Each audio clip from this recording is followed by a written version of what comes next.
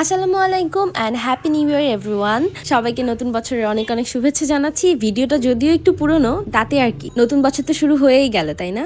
আজকে সকালটা শুরু করছি এই সুন্দর গাছটার রিপোর্টিং করে। এটা নিলয় নিয়ে এসেছিল, তো এটা রিপোর্টিং করা হয় নাই, রিপোর্টিং করে ফেললাম। আর বিকালবেলা একটু বাইরে যাব, তার জন্য get ready with me, video shoot করছিলাম। এটা তো করতেই হবে অ্যান্ড দেখতে হবে যে আসলেই কি আমাকে ভালো দেখাচ্ছে। দেন আমরা বের হয়ে পড়ছি। আজকে আমাদের অনেকগুলা কাজ, শপিং করতে হবে অ্যান্ড অনেক ইম্পর্টেন্ট শপিং আছে। সো দ্যাটস ওয়াই আমরা বের হয়ে পড়ছি। আর এটা হচ্ছে মেট্রো রেলের লিফট। আমি মেট্রো লিফটের মিররটাও না ছাড় দিই না। এটা আরেকটা শোরুমের মিরর সেলফি। এখানে নিলয় গিয়েছিল ওর জন্য শপিং করতে। সো ও যখন ওর জন্য শপিং করে আমার ওপিনিয়ন একটুও নেয় না। সো আই ডোন্ট নো, আমাকে এদিন একটু ভালো দেখাচ্ছিল, বেশি সুন্দর লাগতেছিল। দ্যাটস ওয়াই এতগুলো মিরর সেলফি নিয়েছি। And then we went to mister DIY. Mister DIY এর কিন্তু হল ভিডিওটা আমি অলরেডি আপলোড করে দিয়েছি। আমার কাছে ওদের কনসেপ্টটা অনেক ভালো লাগছে। আর আমি গিয়েছিলাম মিরপুর ব্রাঞ্চে। আপনারা হয়তো বা এখন 3টা ওদের শোরুম আছে, মিরপুর, উত্তরা অ্যান্ড যমুনা।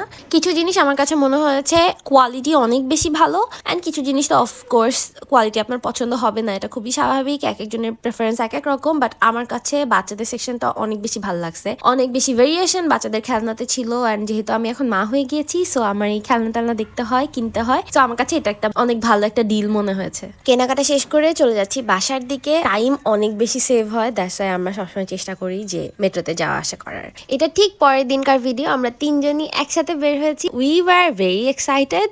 এত প্রিশিয়াস একটা মোমেন্টে আমাদের তিনজন তো থাকতেই হতো। আমরা বেসিক্যালি বের হয়েছিলাম আমাদের বাসার ফার্নিচার কেনার জন্য। আপনারা যারা আমার ভিডিও দেখেন শুরু থেকেই, আপনারা সবাই অনেক ভালোভাবেই জানেন যে আমার সংসার শুরু করার পর থেকে না আমরা ওভাবে বাসার জন্য কোনো বড় পারচেস করি নাই। ওই যে বলে না যে সব পেলে নষ্ট জীবন, চাচ্ছিলাম যে সব আস্তে আস্তে হোক, সব ধীরে সুস্থে চিন্তা ভাবনা করে এক একটা জিনিস কিনবো এবং সবকিছুর পেছনে স্টোরি থাকবে। দ্যাটস ওয়াই আমরা একটা ফ্লাওয়ার ভাস কিনতে গেলেও না সেটা নিয়ে 10 দিন ডিবেট করি যে এটার প্রস অ্যান্ড কনস কি কি আছে, তারপর আমরা ওই জিনিসটাকে পারচেস করি। এভাবেই চলতেছে অ্যান্ড এভাবেই আমি চাই যে আমার জিনিসগুলো ছোট ছোট করে হোক আর সেটার পেছনে স্টোরি থাকুক অ্যান্ড প্রিশিয়াস হোক আমার জিনিসগুলা।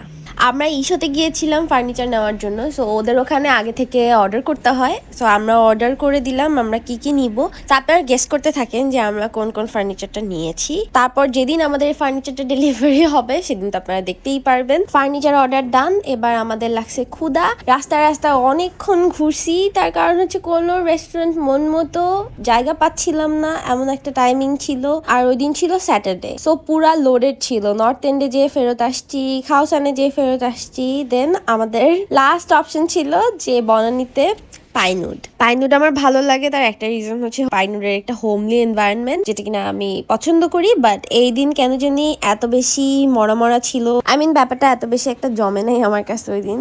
বাট ক্ষুধা তো লাগছে, কিছু তো করা যাবে না। What ever the environment is, আমাদের খাইতে হবে। আর পাইনুডের খাবার ভালো, খারাপ না। সো নিলয় সাহেবের অলওয়েজই যেটা পছন্দ সেটা হচ্ছে ও বাইরে যে এত বেশি ফাস্টফুড পছন্দ করে না ইদানিং দেখতেছি।